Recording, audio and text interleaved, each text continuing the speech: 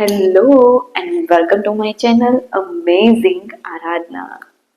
Discipline, શિસ્ત, આ શબ્દો આવે ને એટલે આપણને એમ થાય કે ઓહો, ચુસ્ત નિયમોના પાલન કરવાના અને કડક નિયમોમાં બંધાયેલ રહેવાનું એવું બધું જ હોય. પણ નહીં, ડિસિપ્લિન, શિસ્ત એનો મતલબ એવું નથી કે તમારે નિયમોમાં જકડાયેલા રહેવું કે એકદમ ચુસ્ત નિયમોના પાલન કરવા, એવું નથી. તો એવું કઈ આદતો છે કે જેને આપણે આપણા જીવનમાં લાવવી તો આપણે પોતાની જાતને બંધાયેલા ન રાખીએ અને આપણે એ શિસ્તને આપણા જીવનમાં લાવી પણ શકીએ. તો આજે એના માટે હું છે ને 10 સ્ટેપ કહેવાની છું કે 10 આદતો કહી શકાય કે કહેવાની છું. કારણ કે એ આદતો જો તમે તમારા જીવનમાં લાવશો તો તમે 50% તો તમે તમારા જીવનમાં ડિસિપ્લિનને અને શિસ્તને લાવશો જ. બરાબર છે. અને આપણે તો શું શિસ્તને ડિસિપ્લિનને તો આપણે એ શબ્દને તો આપણે આપણા જીવનમાં એવો બની લીધો છે કે એટલે આમ કડક ચુસ્ત નિયમોના પાલન જ કરવાના. આપણે નિયમોમાં જકડાઈને જ રહેવાનું કે જે આપણને ગુંગળામ કરી દે આપણને પોતાને. એવું નથી. બરાબર છે. તો એવી કઈ આદતો છે કે જે તમે તમારા જીવનમાં લાવો તો તમે શિસ્ત તમારા જીવનમાં આવશે, ડિસિપ્લિન આવશે. તો આજે આપણે એના વિશે જાણવાનું છે. બરાબર છે. તો ચલો જાણીએ. તો સૌથી પહેલા સ્ટેપ 1 કે નંબર 1 આદત કહી શકીએ છે કે ડેઈલી રૂટીન. તમારા રોજિંદા જે કાર્યો છે એનું એક કહી શકાય કે આયોજન કરો, એનું શેડ્યુલ બનાવો કે જેથી તમે વ્યવસ્થિત રીતે તમારા રોજિંદા કાર્યો કરી શકો, તમારા ડેઈલી રૂટીનને ફોલો કરી શકો. એટલા માટે એક સરસ મજાનું શેડ્યુલ બનાવો અને તેનું પાલન કરો. આવું કરવાથી તમારા જીવનમાં શિસ્ત આવશે. બરાબર છે. તો આમાં શું અઘરું છે? આ ડિસિપ્લિન તમારા જીવનમાં આવે કે રોજિંદા ડેઈલી રૂટીનનું શેડ્યુલ બનાવવું તે તમારા પોતાના માટે જ ફાયદાકારક છે ને. કારણ કે ડેઈલી રૂટીનનું શેડ્યુલ બનાવવાથી તમને પોતાને ઘણો ફાયદો થશે. તમારા પોતાના માટે છે. તમારા કામ પણ રેગ્યુલર બધા પૂરા થશે. તમે તમારા પોતાના માટે થોડોક ટાઈમ કાઢી શકશો. એટલે માટે ડેઈલી રૂટીનનું શેડ્યુલ બનાવો. જો આ આદત તમે તમારા જીવનમાં લાવશો તો ઓટોમેટિક તમારા જીવનમાં શિસ્ત આવશે, ડિસિપ્લિન આવશે. નંબર 2 છે પ્રાથમિકતાઓ નક્કી કરો, પ્રાયોરિટી સેટ કરો કે તમારા કયા કામ મહત્વપૂર્ણ છે, કયા કામ મહત્વના છે એને સૌથી પહેલા કરવાના પ્રયત્ન કરો. એટલે તમારી જે પ્રાથમિકતાઓ છે, તમારી જે પ્રાયોરિટીઝ છે એને રેગ્યુલર સેટ કરશો તો એ પ્રમાણે તમારા કામો પૂરા થશે અને તમારા જીવનમાં ડિસિપ્લિન આવશે. કારણ કે ઘણી વખત એવું બને છે કે ડિસિપ્લિન છે ને એ એવું હોવું જોઈએ કે તે તમને જકડી ન રાખે, પરંતુ એ તમારા પોતાની પ્રોગ્રેસ માટે, પોતાની સફળતા માટે જરૂરી બની રહે. તો એના માટે આ આદત અપનાવશો કે દરરોજ તમારી પ્રાયોરિટીઝ, તમારી પ્રાથમિકતાઓ નક્કી કરો કે કયા કામ મહત્વના છે એને પહેલા કરો. જો આ ટેવ તમે તમારા જીવનમાં લાવશો તો ધીમે ધીમે તમારામાં ડિસિપ્લિન આવશે. નંબર 3 છે સમય વ્યવસ્થાપન, ટાઈમ મેનેજમેન્ટ. આપણને બધાને ખબર છે કે સમય બધાની પાસે 24 કલાકનો છે. તમે એનો ઉપયોગ કેવી રીતે કરો છો એ વધારે મહત્વનું હોય છે. એટલે સમયનો સદુપયોગ કરવો બહુ જરૂરી છે. તમારા કામને એવી રીતે સેટ કરો કે તમે તમારા સમયનું આયોજન યોગ્ય રીતે કરી શકો, તમારા સમયને વ્યવસ્થિત રીતે યુટિલાઇઝ કરી શકો. બરાબર છે. અને થોડોક સમય, આખો દિવસ તમારે નિયમોમાં રહેવાની જરૂર નથી. થોડોક સમય આરામ માટે પણ કાઢો. કારણ કે તમારા શરીરને આરામની પણ એટલી જ જરૂર હોય છે. જો તમે તમારા જીવનમાં સફળતા મેળવવી હોય, તમારા લક્ષ્ય સુધી પહોંચવું હોય તો તમારે સતત કામ કરતું રહેવું જરૂરી નથી. તમારા શરીરને આરામ આપવો પણ એટલો જ જરૂરી છે. રેગ્યુલર ઊંઘ તમને તમારા કામમાં છે ને એ વધારે મદદરૂપ થાય છે. તમારી ઉત્પાદકતામાં, તમારી પ્રોડક્ટિવિટીમાં પણ વધારો કરે છે. એટલા માટે થોડો સમય આરામ માટે પણ કાઢવો જોઈએ. નંબર 4 છે મેન્ટલ સ્ટ્રેન્થ. જેવી રીતે કોઈ પણ જીવનમાં સમસ્યા આવે તો એની સામે ઊભા રહેવા માટે મેન્ટલી સ્ટ્રોંગ હોવું બહુ જરૂરી છે. તો એ આદતને તમારા જીવનમાં લાવશો ને તો તમે કોઈ પણ એવી પરિસ્થિતિ હશે ને એની સામે અડગ ઊભા રહી શકશો. તમે એ સમસ્યાને દૂર કરવા માટે વિચારશો. એટલા માટે મેન્ટલ સ્ટ્રેન્થ તમારા જીવનમાં ભણી લો, મેન્ટલી સ્ટ્રોંગ બનશો તો ધીમે ધીમે તમારા જીવનમાં છે એ શિસ્ત આવશે, ડિસિપ્લિન આવશે. બરાબર છે, આ બધું બહુ જરૂરી છે.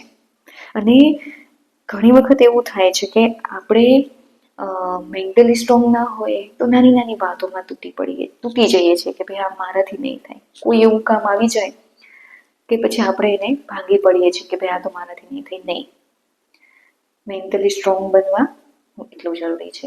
નંબર 4. નંબર 5 છે લક્ષ્યો નક્કી કરો. તમારા ચોક્કસ લક્ષ્યો, તમારું ધ્યેય શું છે ને એ નક્કી કરો અને પછી એને પ્રાપ્ત કરવા માટે પ્રયાસ કરો. અને લક્ષ્યોને ધ્યેય પણ એવા જ રાખો કે જે તમે હકીકતમાં પૂરા કરી શકો. અપેક્ષાઓ એવી રાખો કે જે હકીકતમાં પૂરી કરી શકાય. કારણ કે ઘણી વખત એવું થાય છે કે તમે લક્ષ્યોને ધ્યેય નક્કી કર્યા પરંતુ એ સુધી પહોંચવું એટલું મુશ્કેલ બની જતું હોય છે અને પછી એ લક્ષ્યને ધ્યેય તમે હાંસલ ન કરો તો તમારામાં હતાશા આવે છે.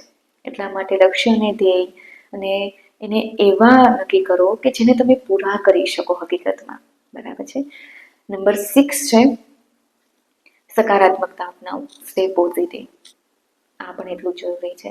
જો તમારામાં પોઝિટિવ વિચારો આવશે, તમે હંમેશા સારું જ વિચારશો તો તમારી જોડે સારું જ થશે.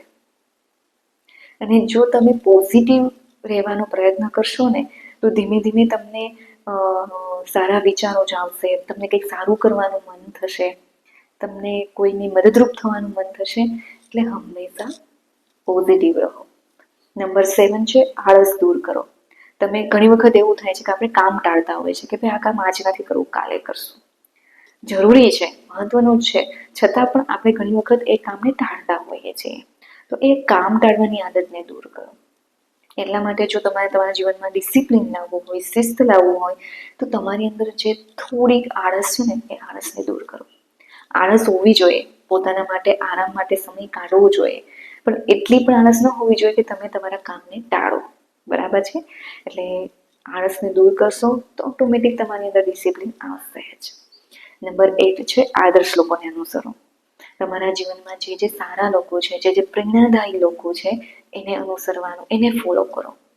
કારણ કે એને જો તમે ફોલો કરશો તો એ તમને તમારા જીવનમાં આગળ વધવા માટે મદદરૂપ કરશે. તમારી અંદર પોઝિટિવિટી લાવવામાં પણ એ લોકો મદદરૂપ થશે. એટલા માટે આદર્શ લોકોને અનુસરવાનું રાખો. Follow role models. કારણ કે એનાથી તમને પ્રેરણા મળે છે. એનાથી તમને એમ થાય છે કે ના, મારે પણ મારા જીવનમાં છે ને શિસ્તતા લાવવી છે, મારે પણ મારા જીવનમાં ડિસિપ્લિન લાવવું છે. બરાબર છે. નંબર 9 છે સ્વ અનુશાસન, સેલ્ફ ડિસિપ્લિન. પોતાના માટે ઘણીવાર પોતે જાતે જ નિયમ બનાવો અને એ નિયમોનું પાલન કરવું જોઈએ. એ છે સેલ્ફ ડિસિપ્લિન. પોતાની જાત માટે અમુક નિયમોના પાલન કરવા. ડિસિપ્લિન શિસ્ત એટલે નિયમોમાં ઝઘડવું નહીં. ડિસિપ્લિન શિસ્ત આપણા પોતાના માટે છે. ધારો કે તમારે તંદુરસ્ત અને ફિટ રહેવું છે, હું એક એક્ઝામ્પલ આપું. બરાબર છે. તમારે તંદુરસ્ત અને ફિટ રહેવું છે તો તમારે પૌષ્ટિક આહાર લેવો પડશે, નિયમિત એક્સરસાઇઝ કરવી પડશે, જીમમાં જવું પડશે. બરોબર છે. ઘરે પણ એક્સરસાઇઝ કરી શકો છો, તો હું કહું છું. તો એ બધું ફોલો કરવું પડશે ને, એ બધા નિયમો બનાવવા પડશે ને. અને એ નિયમોનું તમે રેગ્યુલર તમારા જીવનમાં પાલન કરશો તો જ તમારું શરીર એકદમ તંદુરસ્ત અને ફિટ રહેશે. તો એના માટેથી તમારે તમારા જીવનમાં ડિસિપ્લિન પણ લાવવું પડશે કે ભાઈ મારે દરરોજ એક્સરસાઇઝ કરવી જ છે, કંઈ પણ થાય, મારે પૌષ્ટિક આહાર જ જમવો છે. આ એક શિસ્ત થયું, ડિસિપ્લિન થયું. અને તમારે એના માટે કંઈ બહુ વધારે કરવાની જરૂર નથી. સવારે ખાલી 5-10 મિનિટનો સમય કાઢવાનો છે એક્સરસાઇઝ માટે, એ કરો બસ. પૌષ્ટિક આહાર જમો, તમારે તંદુરસ્ત અને ફિટ રહેવું છે. બસ આ નિયમો જાતે બનાવો અને એનું પાલન કરો. એ જ છે સેલ્ફ ડિસિપ્લિન. એમાં કંઈ જ વધારે નથી. અને તમારે તમારા પોતાના માટે કરવું છે ને ક્યાં બીજાના માટે કરવું છે. તો થોડું ડિસિપ્લિન, થોડી શિસ્ત તમારા જીવનમાં લાવશો તમારા પોતાના માટે તો એ તમારા માટે જ ફાયદાકારક છે. અને નંબર 10 છે નિયમિત વ્યવસાય, કન્સિસ્ટન્સી. નિયમિતતા એ શિસ્તનો પાયો છે. કોઈ પણ વસ્તુ તમે હાથમાં લો, કોઈ પણ વસ્તુ તમારે કંઈ કરવી છે, તમે નક્કી કરો છો તો તમારે દરરોજ કરવું પડે. નિયમિતતા હોય તો જ તમારામાં શિસ્ત આવે. કારણ કે નિયમિતતા એ જ શિસ્તનો પાયો છે. તમારે આગળ કહ્યું એમ તંદુરસ્ત અને ફિટ રહેવું હોય તો દરરોજ એક્સરસાઇઝ કરવી પડે, નિયમિત એક્સરસાઇઝ કરવી પડે. ધારો કે તમે એક લેખક છો તો તમે લખતા હોય તો તમારે દરરોજ નિયમિત એ લેખન કાર્ય કરવું જ પડે. એટલે તમે કોઈ પણ ફિલ્ડમાં હોય, તમે કોઈ પણ કામ કરતા હોય એ તમે નિયમિત કરશો તો જ તમારામાં શિસ્ત આવશે, તો જ તમારામાં ડિસિપ્લિન આવશે. અને કોઈ પણ કામ છે એ થોડા દિવસ ના ગમે, 1 દિવસ કરો, 2 દિવસ કરો, 3 દિવસ કરો, અઠવાડિયું કરો, પછી એ તમારા જીવનમાં વણાઈ જ જશે. એટલે કોઈ પણ કામ કરો, કન્સિસ્ટન્સી બહુ જરૂરી છે, નિયમિતતા બહુ જરૂરી છે. જો આ નિયમિતતા તમારા જીવનમાં આવી જાય તો ઓટોમેટિક તમારામાં ડિસિપ્લિન અને શિસ્ત આવશે. એટલે આ ટેવો છે, આ આદતો છે, એને અનુસરશો તો તમારા જીવનમાં ડિસિપ્લિન આવશે અને સફળતા મળતી જ રહેશે. અને ડિસિપ્લિન, સેલ્ફ ડિસિપ્લિન એ જાતે જ પોતાને દંડ આપવો નથી, પોતાને એકદમ નિયમોના બંધનમાં જકડાઈને રાખવાનું નથી, પરંતુ ડિસિપ્લિન છે ને એ જવાબદારી અને સ્વસ્થ જીવન વચ્ચે સંતુલન સાધવું છે. હું આશા રાખું છું કે તમને સૌને મારો આ વિડીયો સારો લાગ્યો હશે. અને જો સારો લાગ્યો હોય તો પ્લીઝ મારી ચેનલને લાઈક, શેર અને સબસ્ક્રાઈબ કરો. અને આ વિડીયો કેવો લાગે મને કમેન્ટ કરીને જણાવો, કેમ કે હમણાં કમેન્ટ બહુ ઓછી મળે છે. તો પ્લીઝ તમને લોકોને આ વિડીયો કેવો લાગ્યો એ મને કમેન્ટ કરો.